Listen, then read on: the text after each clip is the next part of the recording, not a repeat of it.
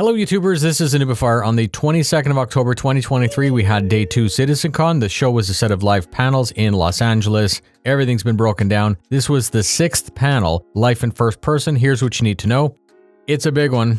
The panel was hosted by Jens. We began with the new EVA system built from the ground up. He spoke about new transitions to and from 0G, and as you approach the surface, your hands will automatically be extended to stop your movement. Many surfaces will be receiving grip aids in locomotion. While prone, you'll be able to rotate and the animations will just work. You may crawl in and through smaller locations, and if gravity were to be turned off, the player would simply transition in this flat state. Ladders are more dynamic because you're now able to look around. Slung or unslung weapons will not alter your character movement speed. They're working to incorporate slide, and this will trade a little bit of stamina for a lower silhouette. While in this state, you're also able to aim down sights and quickly recover to a sprint. They're adding the risk of radiation. You can see radiation represented in the player visor, but depending on the suit and the objects blocking it, you may be fine, but once the suit deteriorates, you start to take damage. Interaction with objects is improved. Augmented reality cues are visible, and these are more visible after you scan ping. These prompts are the keybind action, and you may use it immediately without needing to hold F.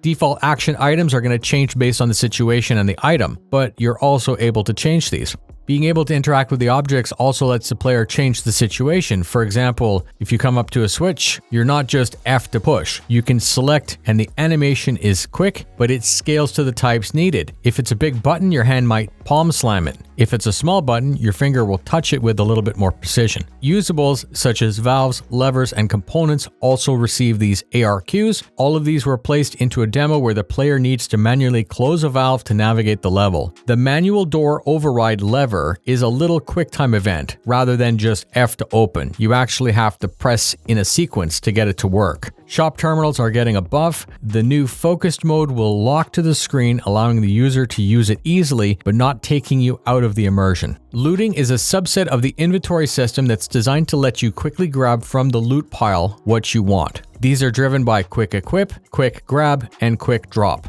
You can consolidate ammo and drop empty mags. Stealth is getting an upgrade. Player takedowns are going to be part of player progression, so it's a mini game that becomes easier the more you do it. Armed, unarmed, with trinkets, all of these animations will not always be the same for the same situation. They're working on locations to stuff a body or a restrained detainee. Scanning with FPS ping provides a very cool artificial reality layer that will look beyond solid objects and cover. Visual wear will be based on weapon use, but more wear will increase the risk of a misfire and inaccuracy. A weapon in misfire will put a visual indicator of R to repair, which will be a tap rack, or if it's very bad, remove the mag, dislodge the obstruction, replace the mag, and then rack the action. You can also simply choose to change the weapon to address the misfire later. You can clean and maintain the weapon to mitigate all of these risks. They demoed a polish on recoil, aim down sights, and the sights themselves. All of this is done to keep pace with the current FPS shooters that are on the market. Some pistols are automatic, Volt weapons can overheat. The visor has a middle point hipfire cursor, an aiming mark. The TTK is being adjusted, and they covered the scope improvements that were spoken about on day 1 again. We got a breakdown of the traits that the NPC are going to use in combat. This is much more granular than what we were shown in the past. The dismounted NPC knows exactly what weapon they're carrying between launchers, LMGs, SMGs, and they know exactly how to use them. NPCs are coded to be aggressive or cautious.